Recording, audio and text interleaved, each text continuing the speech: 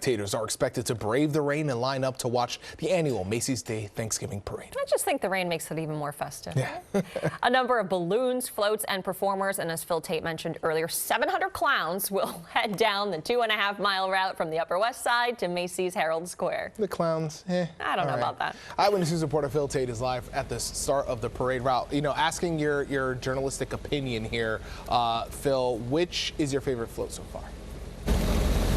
Which is my favorite float? I think I'm going to show you right now. Take a look, Pedro. We got Sesame Street, the best street to be on this morning. And this is just one of the many floats that are all lined up right now, ready to go as we are inching closer to the start of the Macy's Thanksgiving Day Parade. Now, these are just some of the attractions that will be along the 2.5-mile route. They'll be dazzled by performers, floats, I Love the Marching Bands, and massive character balloons like Minnie Mouse. Now, take a look as she, along with many of the floats, will help kick off the holiday season, along with some other friends to help. Now, we have the new Spider-Man, plus zoo and pasta-themed floats and special performers, including the Jennifer Hudson.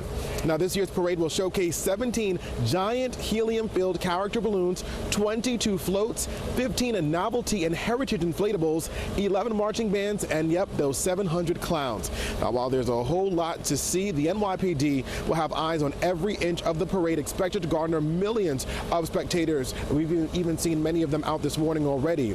Now, the festivities step off from Manhattan's Upper West Side at 8:30. They'll travel down to Columbus Circle, turn onto Central Park South. Once the parade reaches 6th Avenue, it'll turn south and march down that avenue until it reaches 34th Street. Well, that's where it makes its final turn towards Macy's Herald Square flagship store, which is both a stage and backdrop for performances. And for Macy's, their magic has been months in the making. Let's take a listen.